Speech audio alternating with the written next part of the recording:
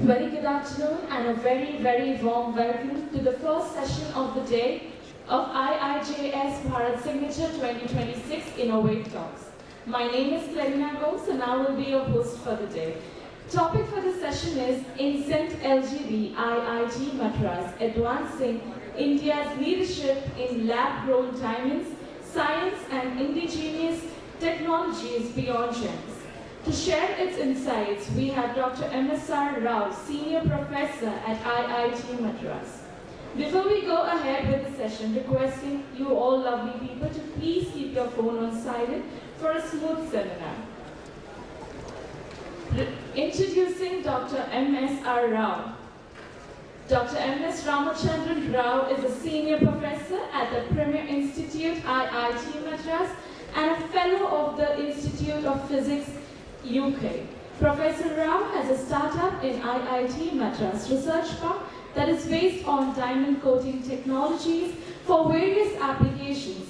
Professor Rao's group won a grant for establishing a center of excellence to explore the quantum properties and device prospects of diamonds, and recently his group received a big grant from the Government of India to establish a lab-grown diamond center at IIT Madras. Let's give a big hand for Professor Ramachandran Rao.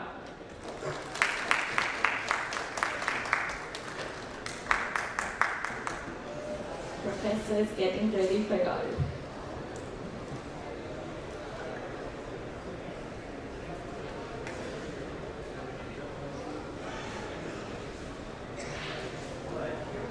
Sir, the stage is all yours. Thank you very much for the introduction. Good to see you all. So probably it's lunchtime, that's why not many people are around. But I'm happy to see a few people here. Yes, I'm from the Indian Institute of Technology, IIT Madras, one of the premier institutes in the country. And I also have my colleague from our group, Professor Satyan. So that's the title of the presentation I'm going to give today, Advancing India's Leadership in Lab-Grown Diamonds, Science and Indigenous Technologies Beyond Gems. And as you can see here, this is our center, India Center for Lab-Grown Diamond, which was established nearly 2.5 years back with an initiative by our Prime Minister, who wanted to see India number one as producing diamonds also. We are doing it, but then why can't India go beyond thinking of gems, diamond as a gem history? And what I'm going to tell in the next 40 minutes is all that we do in this center. First of all, I'd also like to thank the Ministry of Commerce and Industry, and the business fraternity is Manish Bhai, who was also initially instrumental in convincing the Prime Minister to give this grant to us. He felt that it's time that in India, industry and institute like us work together. And the primary bridge between ministry and us is IIJS. Dr. Ghosh is here, Dr. Ray was the first one to contact me, 3 years back, saying that there is this initiative and we want you to take up this project to develop machines and processes to get, make India self-sufficient in producing high-quality diamonds. Right? All that I'll explain in the next 40 minutes as we go across. Little introduction. Most of you know I don't have to tell about how diamonds are mined. The Kimberley process, the Kimberley mine in Africa, and some of these mines are also getting depleted. And there's always an alternative. As a material scientist, I always believe that any natural crystal found anywhere in the world, can also be made in the lab. You get huge amounts of quartz all over the world, but I can also make quartz in the lab. The quartz, the crystal, has so many applications. Our watches, our mobile phones, our laptops use quartz crystals, right? The analog watches and digital watches. But the quartz that you get naturally has lots of defects. You can't use them for electronic applications. That's why you need a tailor-made quartz crystal in the laboratory. When it comes to diamond also, it's the same thing. Diamond, of course, is the first ever diamond was mined in India 4,000 years ago. We have that credibility. And today, we also need diamonds for many electronic applications. You talk about quantum applications. You need high-quality diamond. So the mined diamond may not be readily useful for those applications. That's where you need lab-grown diamonds. Okay? But people often ask me, are there any differences between the lab-grown diamonds and, natural diamonds? No, as a scientist, I would say there are no differences. There are subtle differences, of course, but then if you go by crystallography and spectroscopy, both diamonds are the same. No problem. And of course, all these issues I don't want to go through. One of the things that we have started with almost 20 years back is you can grow diamond crystal in the lab, but I can also get diamonds coated on the surface, because that's how we started with. I'll explain how we started our journey and what we are doing right now. Okay. Now, what are the lab-grown diamond technologies? We have the big machine here, about 90 to 100 tons, high pressure, high temperature unit. Okay. And so diamonds can be made in two ways. One is by this high pressure, high temperature technique, which exactly replicates what happens 150 kilometers below the Earth's surface. You have pressure there, you have the precursors there, carbon, and then you also have temperature there. You need a pressure of 5 gigapascals inside. Our body feels about 1 atmosphere all the time. No? Imagine it's 50,000 times, so it's 5 gigapascals. That much of pressure is required, and the temperature of the order of 15 to 1600 degrees centigrade. That's enormous. Now imagine recreating that inside a lab registration. We don't have this technology, but I'll talk about it, how we are reaching there. And the other process, which most of you know, India is also known for making and using chemical vapor deposition. Right? It doesn't require pressure. It just needs a plasma, and a chemical vapor deposition unit looks like that. It uses a microwave plasma, and you can also grow diamonds mostly for coating applications, for mechanical coating applications, right? Space applications, thermal management, using a hot filament CVD method. The only difference is here the heat is generated with the plasma. Here I use hot filaments. And you also have this arc jet method. Now, if you look at the indigenous equipment makers, right? Hot filament CVD, the ones above this line are all foreign companies, right? Blue Wave, SP3, and so on, Neocoat. And the microwave plasma CVD also there's plenty of manufacturers of microwave plasma CVD. But when you come to India, there are just a few companies that are selling these units, and these units also do not come with any recipes. You have to develop your own recipes. That's one of the big bottlenecks. And I tell you what we do in that line, how we are developing our own machines, which also will come with recipes, right? Now, there is no HPHT technology in India. And China has been, if you look at the top 10 companies producing HPHTs, they're all from China. And they've been doing them, making them for the last 60 years. Of course, initially they got all the technology from Russia, right? Germany was there, Japan, but Russia transferred the technology to China. And the top 10 companies making HPHT are from China. Nothing. No, we are doing it. That's what we are doing. I'll come to that there, yeah? So, what is the need for HPHT? You need both technologies. You want diamond for quantum applications, you need CVD, and you want for, you want to make small particles of diamond. I'll come to that as I go along. So there's an urgent need for indigenous MTCVD and HPHT technologies to be developed indigenously, and that's what we are doing in IIT Madras. Now, if you look at this chart, China leads in the race for producing lab-grown diamonds. They have 43% of world's production is from them. India is second, it's a distant second, but most of it comes from LGD grown diamond, not HPAC, right? And then you have US, Singapore, and so on. Right? So globally we stand at number 2 position, but then there is still a need to increase this number or take it close to China or even exceed that. And that can happen if you have high quality indigenous machines. That's our approach. You also see these projections, CAGR projection shows.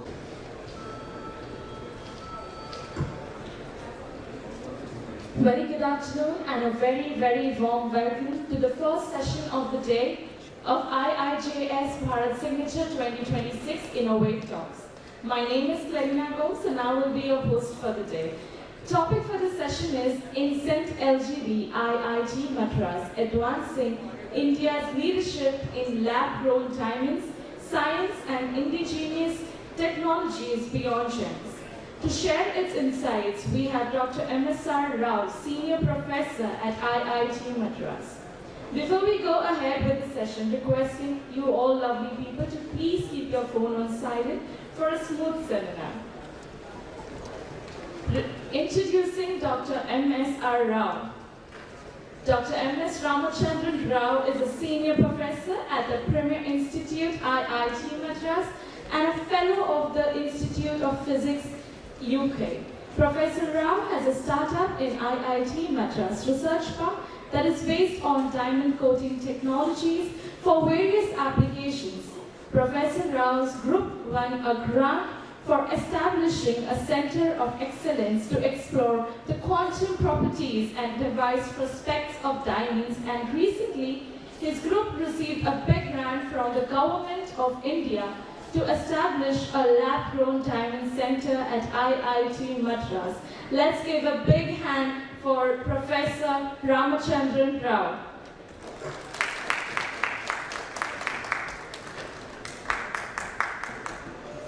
Professor is getting ready for you all.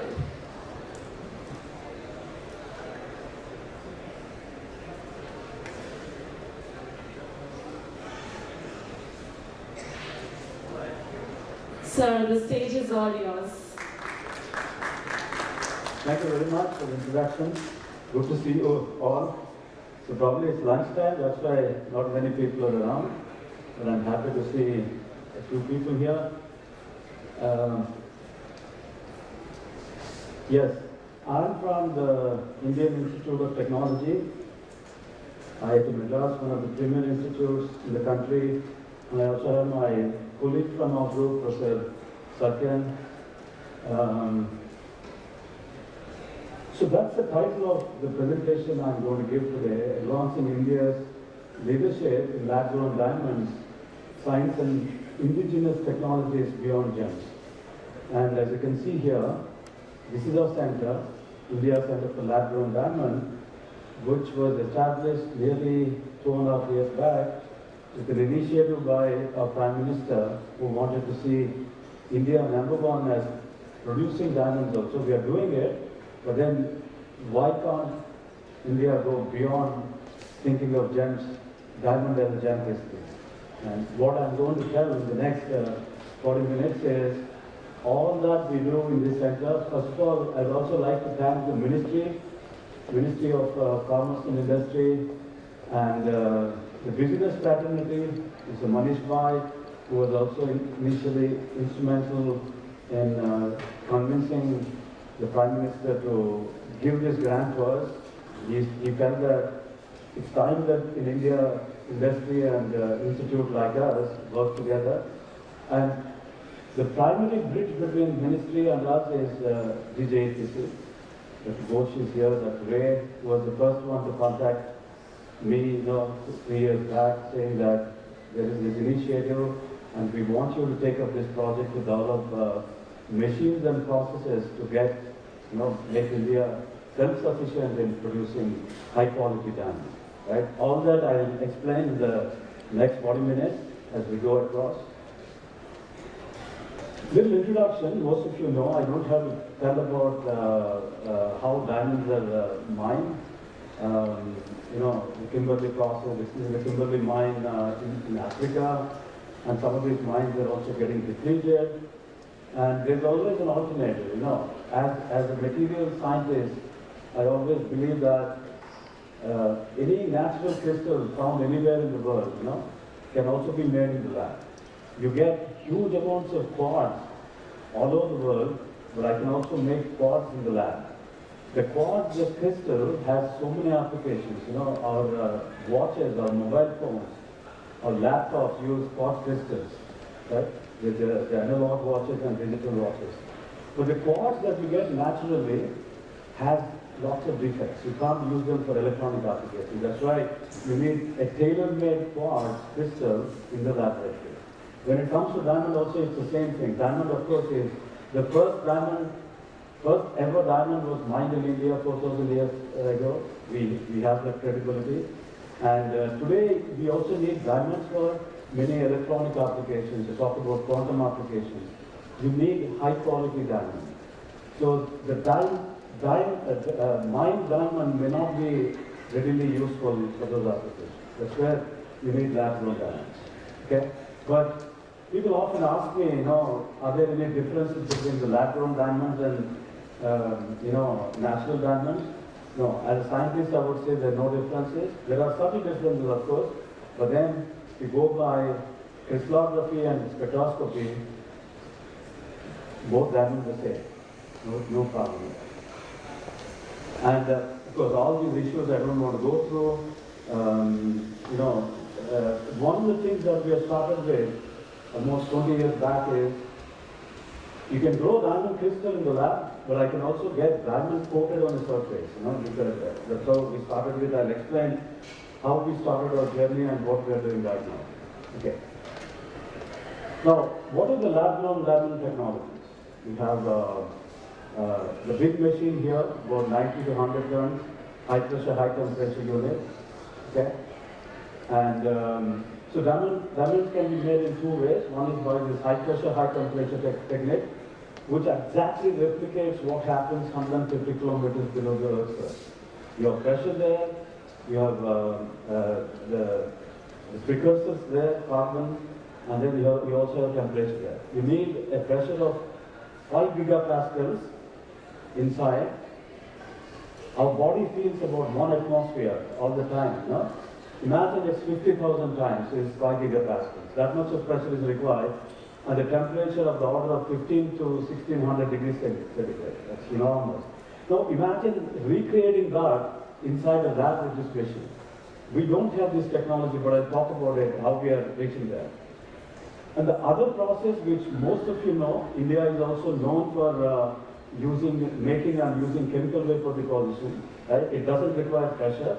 It just needs a plasma, and a chemical vapor deposition unit looks like that.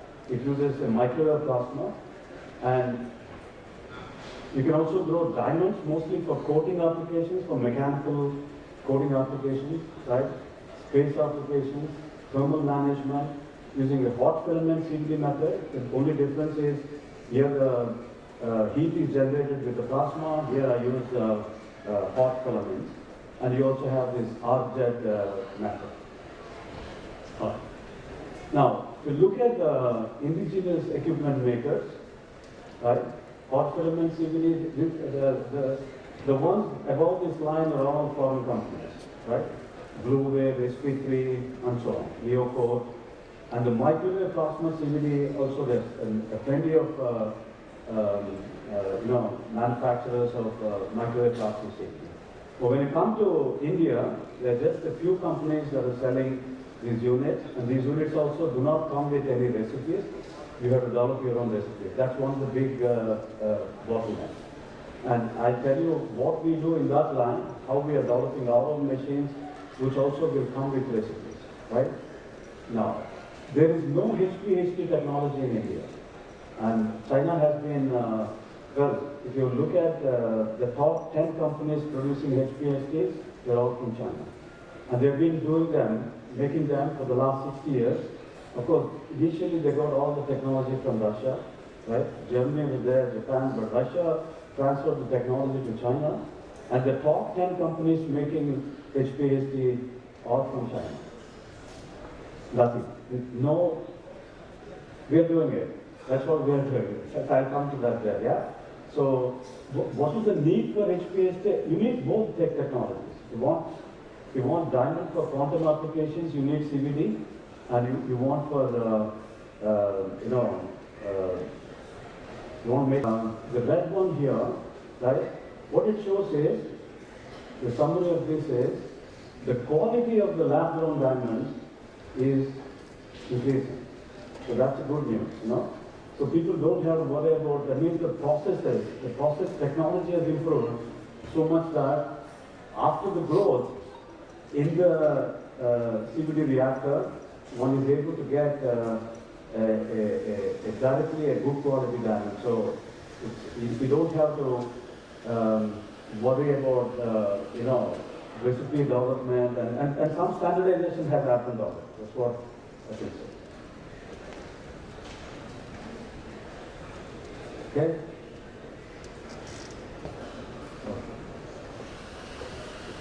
Yeah. Now, where do we stand in terms of global HPSD diamonds? Now, if you look at the market projections for HPSD, this is billions of US dollars worth of business, right? But the problem is, of course, HPSD diamonds are used for jewelry applications, electronics, and for treatment, and then industry grade diamonds. You know, you have these small, tiny particles which are used as abrasive coatings. Right? Most of the tools need those industry grade diamonds, and for cutting, drilling, grinding, tool industry need them. You see this, India, we import a lot of this stuff from China, mostly from China. And this is a staggeringly high number. It looks like this $30 billion market worldwide, 90% of it is by China. So we should get a part of that big profit they're taking it, right? It's a bit old leader. Since I told you about these 10 companies, they produce all this diamond. And the top 10 companies listed in the world are all from this place. You also have better quality HPSD machines from Germany and Japan, but those machines are mostly used for research purposes. They're not produced in mass numbers like what China does. Okay. So I've been working with a group of very efficient faculty members and group members since the last 30 years on various technologies, materials technologies, and diamond research is also a part of my work all these years. And we have a startup in our IIT Madras research park. You should visit our research park. When you are in Chennai, please visit our center and research park. And this startup deals with diamond coatings.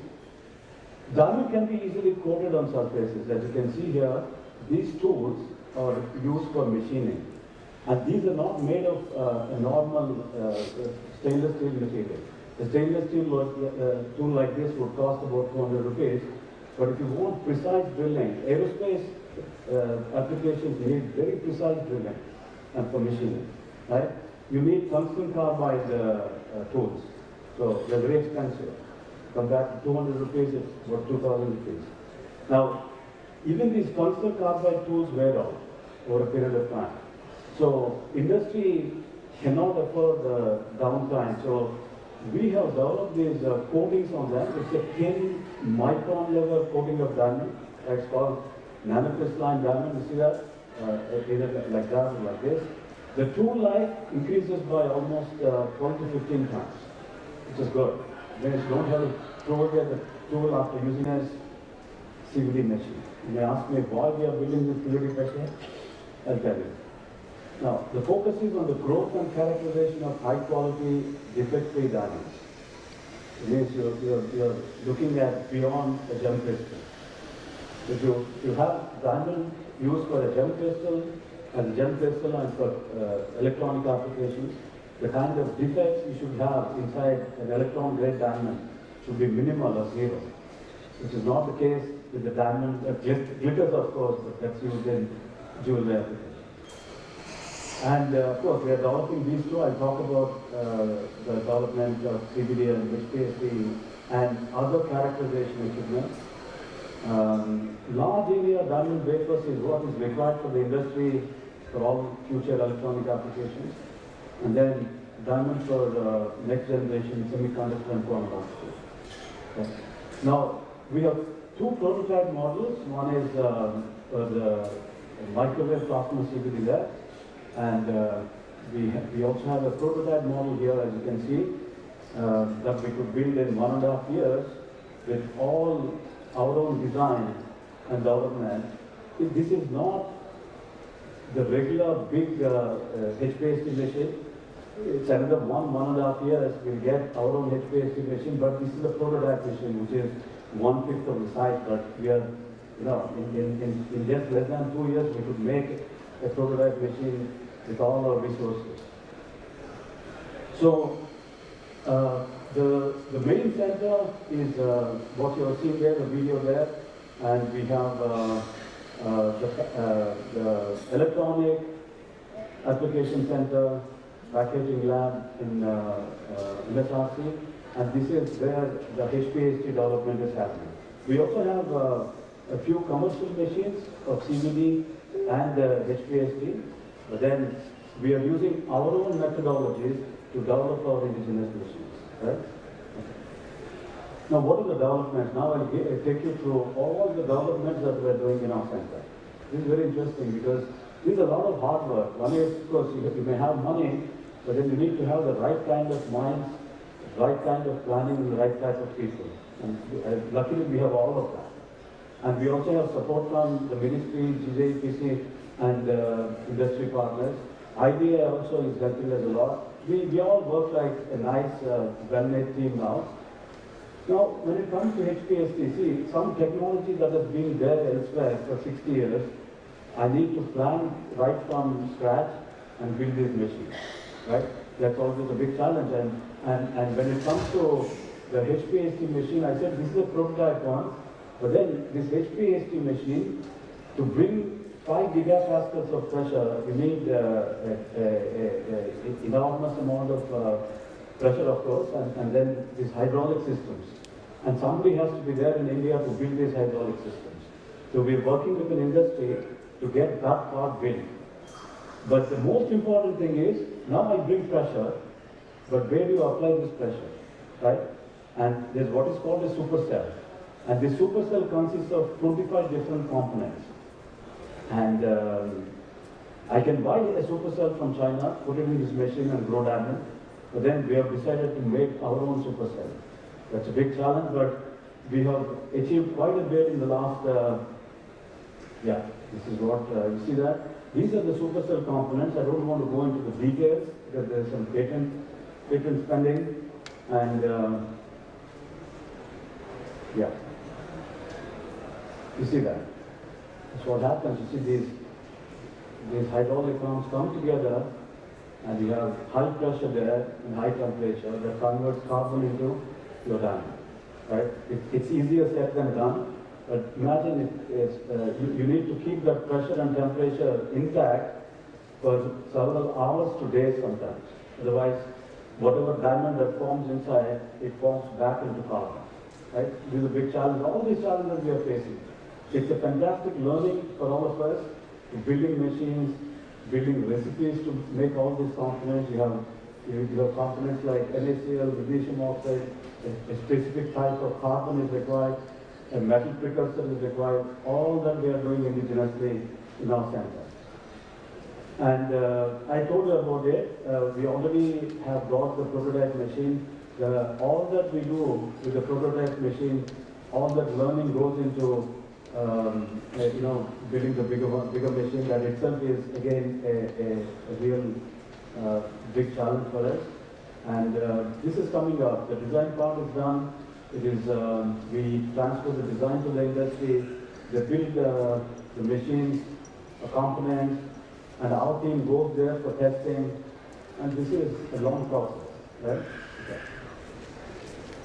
You see that? And this is a humongous job, the making of a supercell, all the way from choosing the right kind of materials, and it's not just one component, it's a 20 different components are involved, and all of them go into that so-called supercell. And today, if you buy a machine from China on the supercell, they give you a block like this, which you can put in their machine and grow diamonds, but that's not our idea. Our idea is to make our own supercell, and this will change the way HPST growth is going to happen in India in future to come. Now, I talked about the CBD technology, microwave plasma CBD, and here again, you have lots of these machines without business fraternity in Surat and in Bombay. And I'll tell you some of the issues faced by, we get feedback from them. There is no MPCBD system selection guide, right? And there are some vendors that supply these machines, but they don't give you any idea about how to use those machines to get a specific type of diamond, okay? So there is no plasma diagnostics tool. This is very, very important. And so if somebody buys a machine locally, they have to do trial and error methods for their own process development.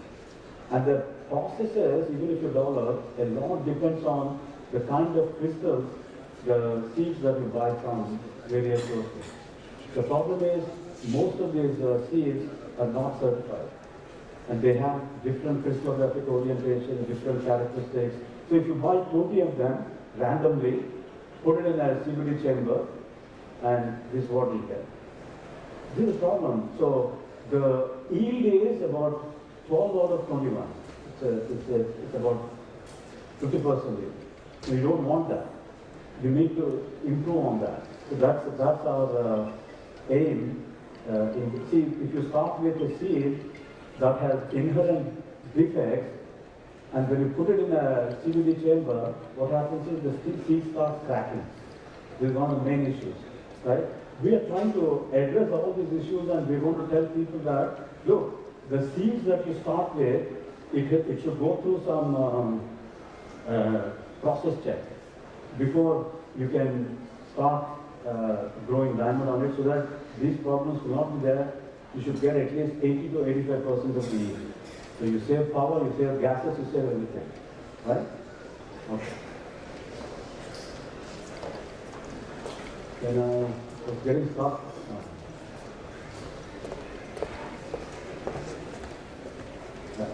Right. So now, where do we stand in terms of the chart that you see here is from the diamonds that we have prepared or made using the commercial machines. But the idea is our commercial machine is getting ready, right? Probably in another few months. Once it is ready, we'll be able to apply these recipes on our own commercial machine. So it becomes easier for us to start getting high quality diamonds, right? I always emphasize on this, having a machine is not sufficient. What is important is to get the right kind of recipe developed. Now, what is the current industry status? If you look at, well, there are only few companies that sell you confidently good quality diamonds. One is Element 6, there's a company in Japan, and Diamond Foundry. It's very difficult to get access to Diamond Foundry, but these are all the parameters that we got from Element 6, right? And if you look at what we have developed here in the last 2 years, we're almost there, except 1 or 2 points where the electronic grade part is something that is still missing. See, the production yield is between 60% here. We've already achieved 85% in our lab through our research. This is really fantastic. So I think we have a slide on the electronic grade comparison also. Yeah, I'll go there. Yeah.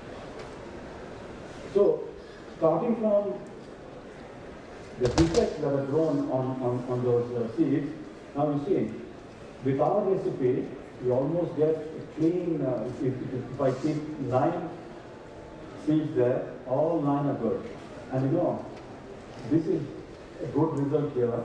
Normally, to get a thickness like this, the rust, what we have learned is, what the industry does is they grow a thin layer here, right? And then they stop the growth, they go to the next layer. You actually see those,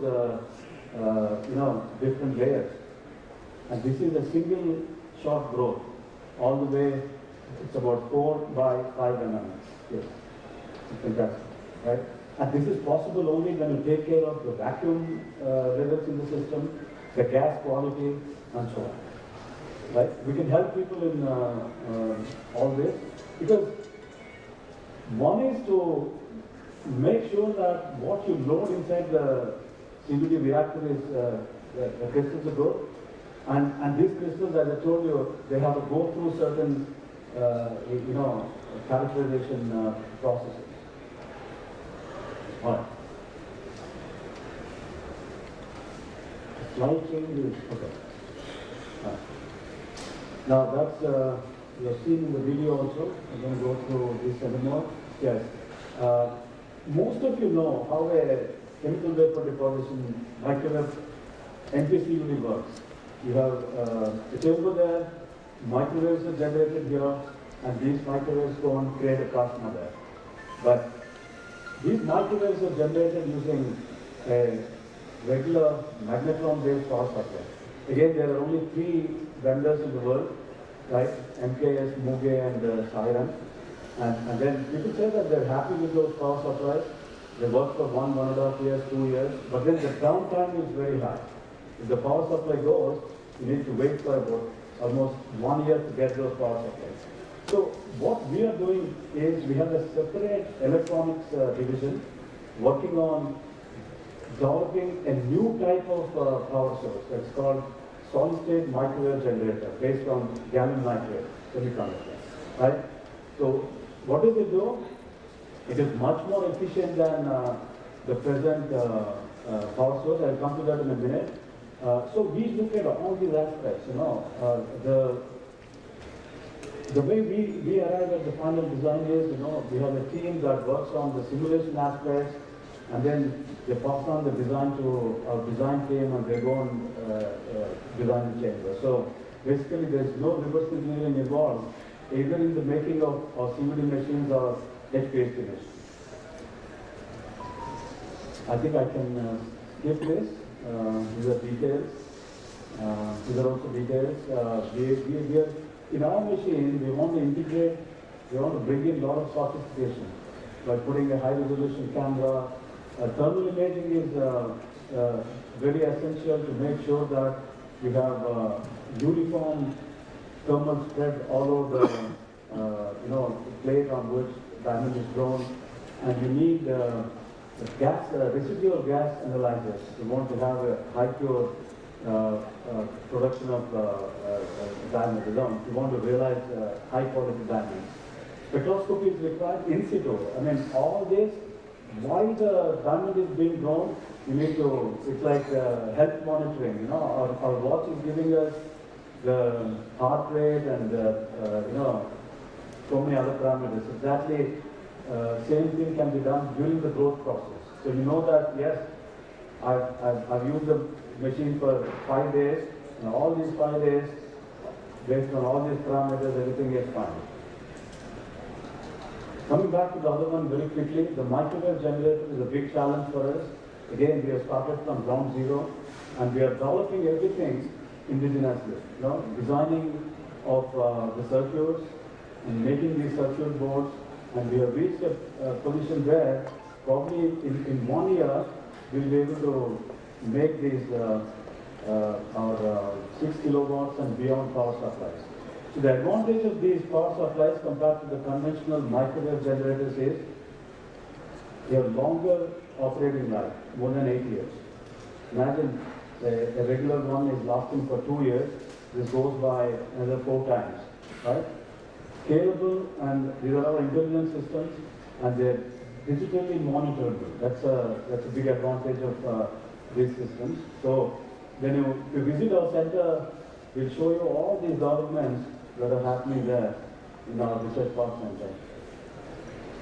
And then, yes, these are, these generators are not only good for MPCV machines for diamond growth, they're good for the semiconductor industry, leather, food industry, and so on. See, various applications are there from these microwave power plants. Now, what are the other developments beyond gems, The other developments are basically all these. Right? We only know diamond as a beautiful gemstone. Of course, bringing color is something very interesting, and this is where we also work with Mr. Manish Bhai to understand what happens with the radiation of clean crystals and how they turn into colored crystals. You need a lot of optimization here because you don't want to spoil the structure of diamond with the radiation. That's very important. But beyond that, you see the applications. You have vast potential of diamonds in electronics, in space applications, in automobiles, in LEDs and so on. Right? The future is nothing but diamond, of course, diamond integrated with silicon, gallium nitride, and other semiconductor materials. Yeah. So this is what it is.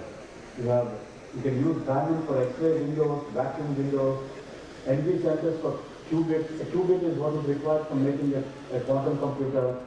And I mentioned about this. Hard coatings is what we started with, and diamond tronics. See, our electronic devices are basically on throughout the day. My computer, your computer, mobile phones. So there is constant heat generated, and that heat can destroy the electronic components. So you need to take the heat away. So all the electronic gadgets, need heat spreaders. The heat has to be taken away. And there is no better heat spreader than diamond. Diamond is the best ever heat spreader compared to thousands of materials that we know. That's what I've given there. So it's thermal conductivity. We know that copper is a good thermal conductor, right? Silver is a good thermal conductor. But diamond's thermal conductivity is 5 times that of copper, even though it's not a metal.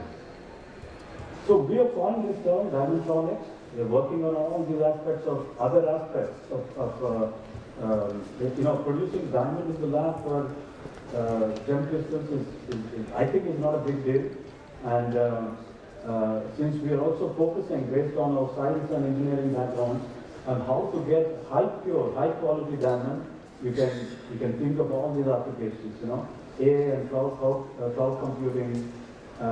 For 5G and 6G technologies, diamond is very essential in order to remove heat. I think I would like our industry partners to seriously think about investing some of the resources in R&D in these areas. This is our future, okay? And we are already talking to some of them. Silicon carbide and diamond for power electronics, right?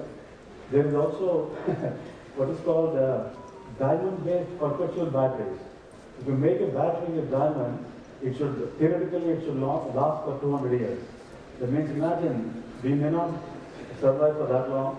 So your mobile phone will have that battery, but probably it doesn't require charging and all that.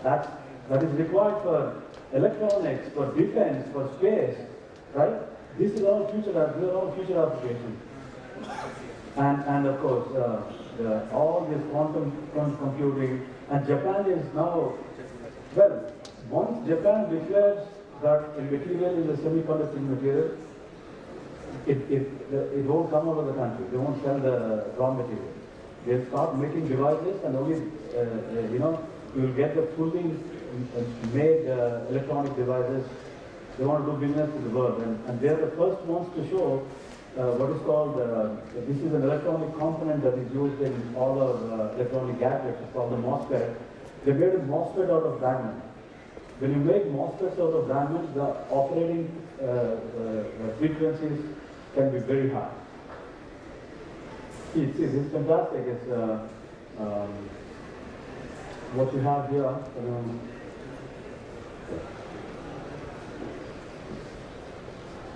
Yes. Yeah. This is. It's all said and done.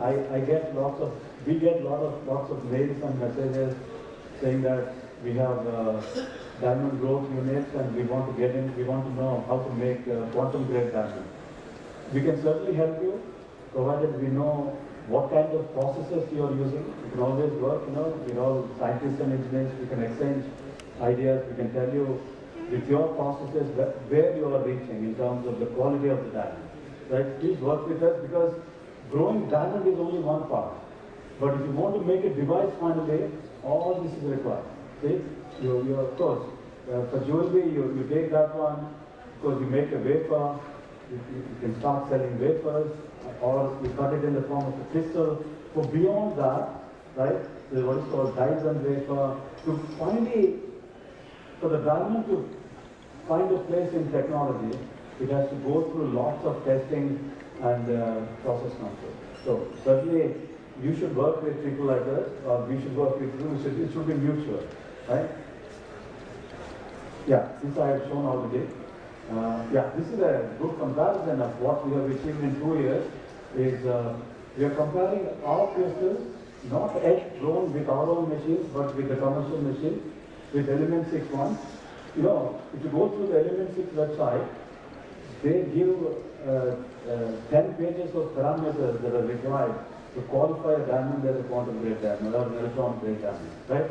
We are also doing that. Now, you should not have any nitrogen if you want to call it an electronic grade diamond. No detectable nitrogen should be there, right? And we are seeing no detectable nitrogen in our samples. And all the other parameters you see, our retardance is much better compared to that. Retardance is what? The strain inside the crystal. After all, diamond is a crystal, you're growing a crystal, and there is a lot of strain there. And you need to find out what kind of a strain is there. This is only 5 what we see compared to 20 there in the commercially sold crystals. No? And in India, if we set up these units, we can say that, look, I grow a crystal, I use the retardance measurement setup made by this center, and I'm sure that my crystal is of good quality. Yes, we are there. Except one parameter, is the nitrogen levels. You see this? In the jewelry grade diamond, the levels of nitrogen are in ppm, parts per million. But you need to take them down to parts per billion if you want to quantify it as a electronic grade or quantum grade diamond. You see, this is a required value, and we are there. And I think very soon we'll reach that. And because we will be matching all the parameters, probably we are better there. And of course, the surface roughness is also a very important parameter. And we are working on it. 1 order less, we are there. So all this we can do just in 2 years. Right? And we are also working on using this diamond for various technological applications. We also work with national labs. You can use diamond as a neutron source. Okay? SAW devices and SAW devices, and I talked about MOSFET applications and color centers in diamond. This is beautiful physics involved there. Color centers, color centers in the sense, in a simple way, controlling defects in diamond. See, any crystal that is colored, which means the crystal has defects. If diamond is showing a color, that means it has defects. A pink colored diamond has envy centers, but if you control them, right, without losing the structure of diamond, and control defects are required for all these electronic applications, right? And we have a control on telling you what kind of defects are there in this crystal. So that's why, for all these quantum applications, the science and engineering part is very fascinating, and we try to create those defects and look at the color emission. There are also people we are working with where they want to see how to make diamond color. And this color comes by these various impurities inside the crystal lab. Yeah. People also ask us about the same thing I told you. Well, we are making diamonds. We want to know if it's a quantum grade or not. We can do all those tests because it's not easy for you to set up what is called ODMR. All these measurements you don't have to worry about. If you can send us a crystal, Now we do all these analysis experiments and we'll say, yes, it is indeed a quantum grade diamond. That's our job. So it's where we can work together, right? This is an important next few slides. I have another 5 minutes. I'll just point it out. We are also seriously looking at making indigenous units, equipment, low-cost equipment. Why not? You know, we have the resources, we have the brains, we have the business community that has a requirement. Why can't we start making our own indigenous equipment? And I'll tell you what we are doing in that line. Well, the course is taught, you know, but when it comes to looking at electronic grade and wafer scale diamond for optical electronic applications, we need to look beyond courses. That's where scientifically we talk about crystallography, the crystalline nature of diamond, the spectroscopically pure diamond. So one needs to use all these additional facilities, which again, if you want us to do these tests, we can certainly offer those tests and analysis for you.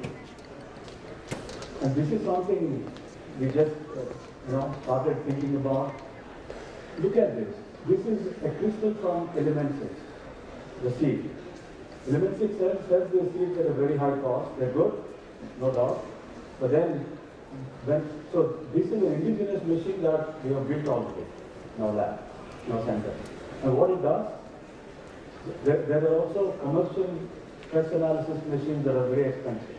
Now you put your crystal inside, these bright marks means there is that much amount of stress there.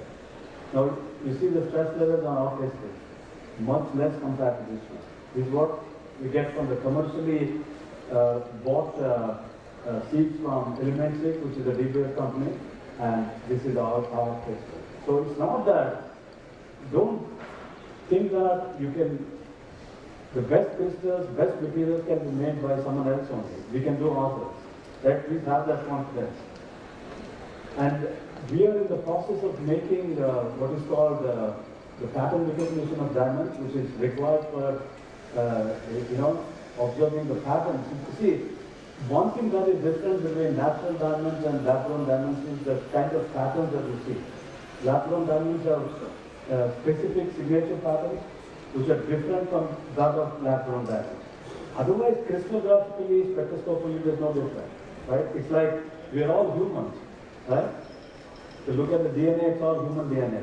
But if you start recognizing, we all look different. It's exactly like that. So natural and lab-grown, right? Comparing 3 humans at 2 different diamonds, one is lab-grown and the other one is natural. The patterns are different. So we are trying to understand those patterns, and we have built in that process a simple machine. We are planning to even commercialize these. These are in addition to most of the tools that are there that are used by GIA, IGI, GII, all these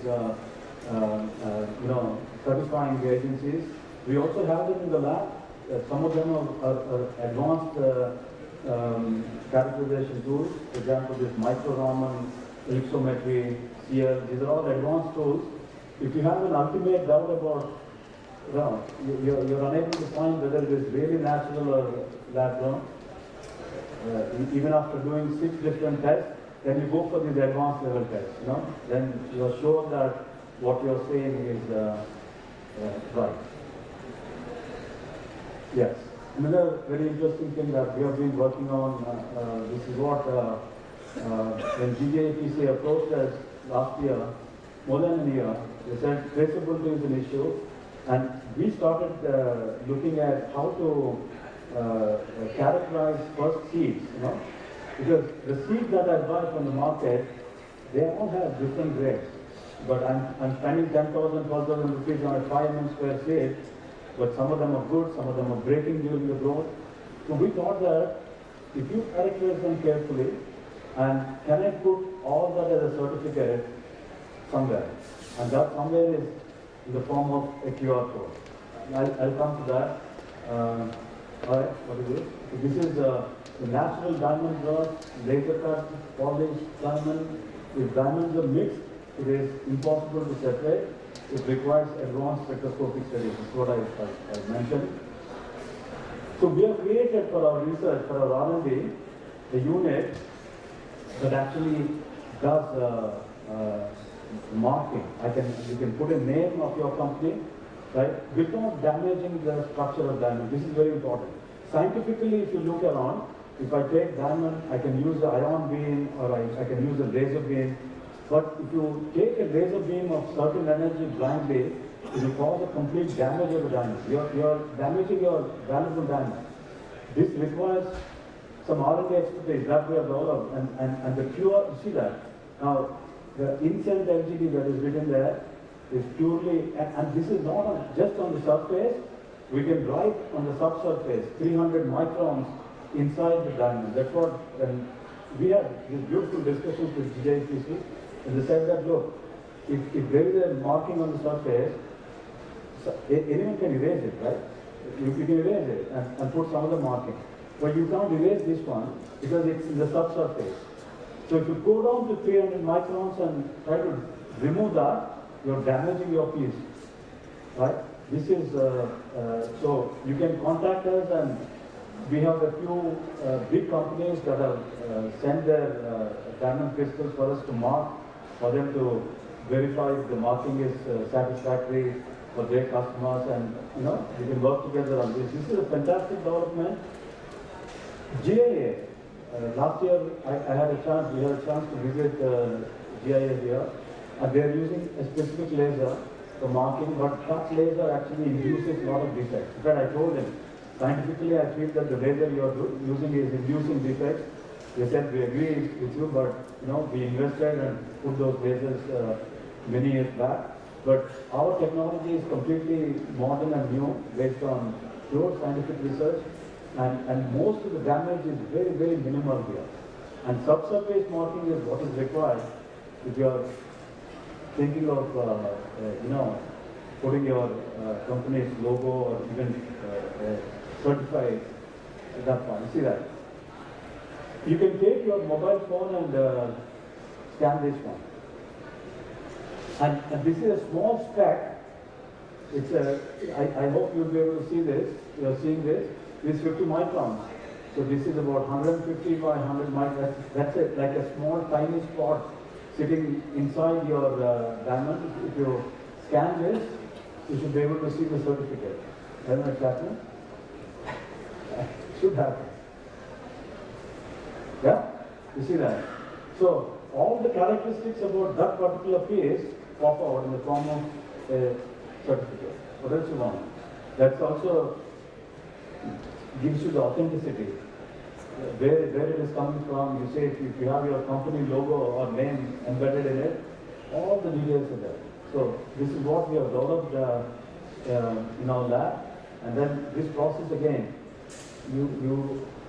let me tell you, reiterate that we should do this only without damaging diamond, because you're doing it subsurface. It's easy to damage diamond. So that's a very interesting development, and yes, now I think there's 2 more minutes. Knowledge dissemination and trading. We are working closely with GJAPC and one of their institutes to promote all that we know we would like to share with the diamond fraternity in the country. We are also working with IDA. Samir Joshi is there. We are developing a course. You get all this information on our website, I think. I think the first, it will be a 60-hour, like a certificate course. We'll give lectures. We'll also give practical training. People can attend these lectures online. But then for about 10 days or 2 weeks, they need to come to our campus for practical training. We'll tell them all about HPHC, CVD, or electronic component making, and so on. Right? Okay. So that's a course structure that will be available soon on our website. We have almost finalized it. We have, this is the institute we are working with. It's an institute that belongs to GJAPC. called IIJS. They run these regular courses, diploma, 1 year, 2 year courses, and we are starting with this 60-hour module. Probably it might become a 1 year or 2 year master program also. We are organizing a scientific conference in March in our IIT, March 11th to 13th. All the big scientists that are working in the area of diamonds and carbon, they're attending. There are about 25 people who are giving lectures. And if you want to send your people, you want to come and attend, you're welcome. Right? So this is called ICDEM. We are organizing closely with the University of Arizona. University of Arizona has a very strong team working on carbon materials. They also have a NASA center that works. They get samples from space, and some of these samples contain traces of damage. Right? So all these scientific talks will be covered during these 3 days of events and the ensuing discussions. Please encourage your people to come and attend. In addition, like last year we did this, a very successful workshop on diamond is called Vairam. Vairam in Tamil means diamond. That's why we've given that local name, Vairam, beautiful name. And it's very successful. Like the ghost can talk about it, right? Manish Bhai. And we are doing it again on February 6th, next month. There is a date here. February 6th. Yeah? So again, it's a one-day event with lots of panel discussions. This time the focus is again on beyond diamond, beyond diamond, beyond gem crystals. All these applications will be talked about. The themes are diamond research to startup ecosystems. This is very important for us to discuss. What is lacking in India? We have all the resources. What is lacking is the connection between industry and academia. Diamond research to lab-grown diamonds for applications, and so on. These are very intense core, sessions. That's our big group. I thank every one of them. One of my colleagues is here. We have traveled together, and it's like for us, second by second, we are thinking about diamond and diamond research and development. You're all welcome to visit our center. Whenever you're in Chennai, there's a right road, visit our center, right? The 3 locations where all this wonderful research is going on, we'll show you. And again, thank you very much for letting me talk here. IIJS, thanks a lot. Bye. I think I'm on time. I overshot by 5 minutes. Because we started late.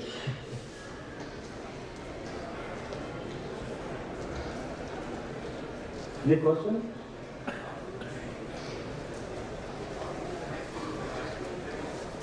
How do you get connected? For Vairam or general? In general. I'll flash some email IDs there. Okay. You can take it from us. We'll give you. You write to us and you'll get a response.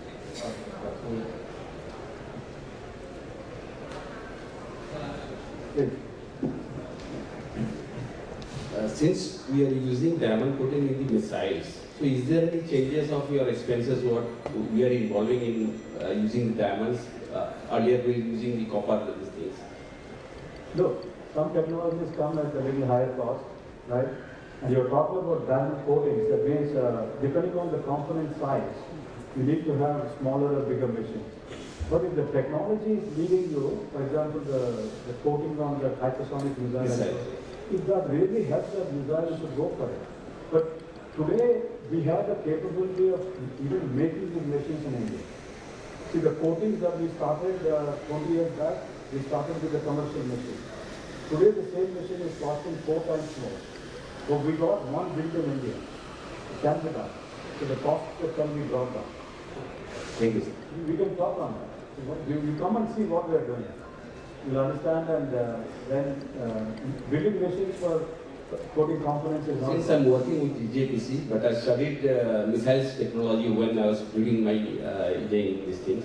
I've done aeronautical science, so my questions was simple. Very pertinent. Yes. Thank you, sir.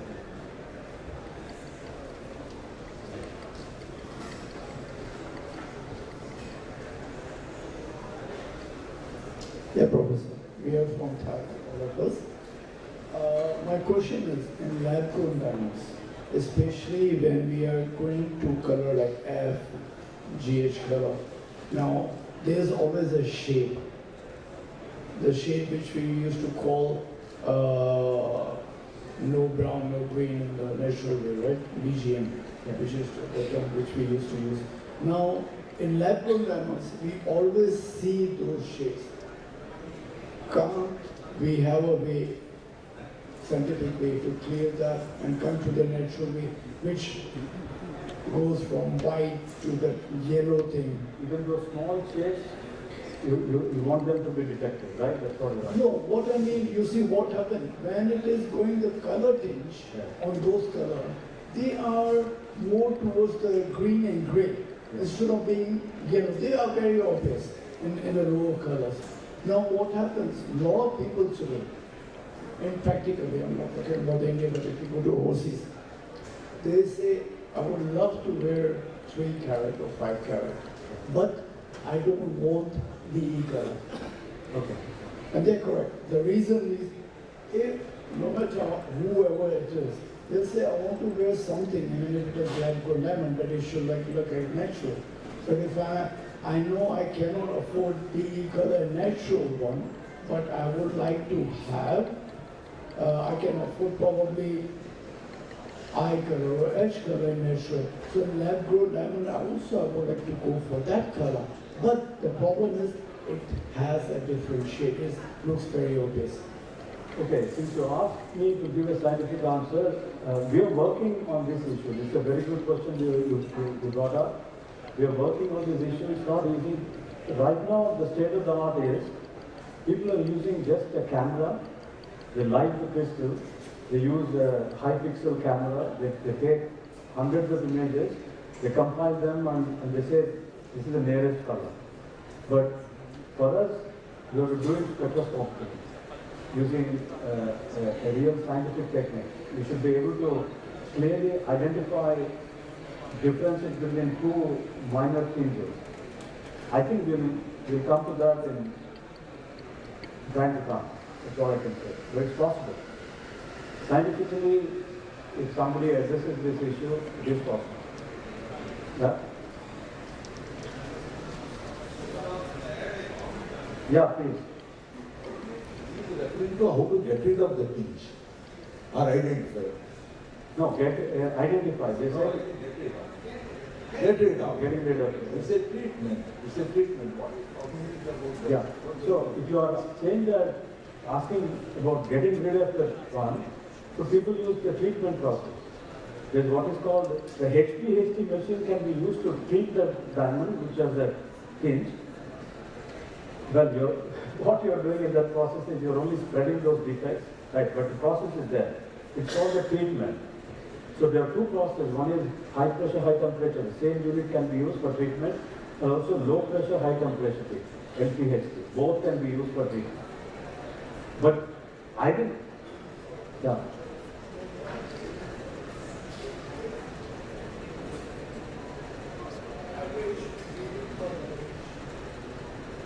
What if it is average medium color range, edge color, eye color? Yeah. If they, in lab group, if they will look more or less or very close to the natural one, because if you take a natural diamond in those colors, and lab group, they become very obvious. To us at least, maybe not to the general public. So that identification can be done only spectroscopically.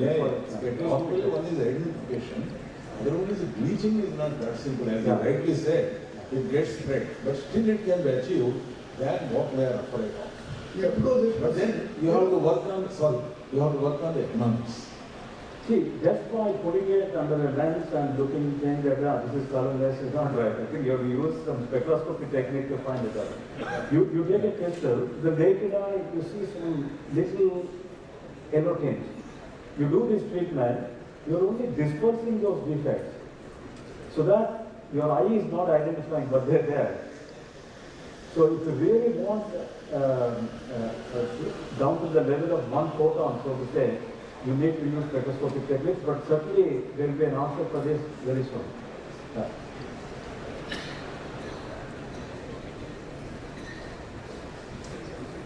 Ah.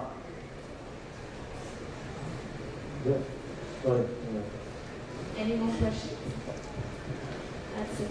I'd like to extend my heartfelt gratitude to Dr. Mr. M.S.R. Rao for delivering an insightful presentation on LGD and IIT Madras' efforts in advancing India's leadership in lab-grown diamond science and indigenous technologies. Your expertise and passion for the subject were truly inspiring. Thank you so much, sir, for such an insightful presentation.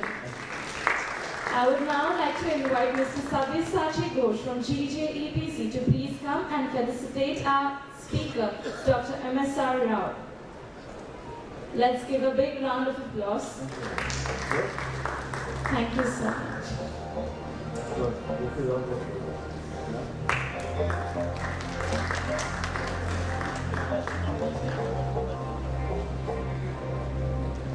Professor, I have actually covered all the points. So I would also request you, the research work and discussion can we go for hours or it's a brilliant work that has been done. And I would also request that, February 6th, normally we started doing this for the industry. And you have to come and attend and see our wider program, how we made it. Last time it was very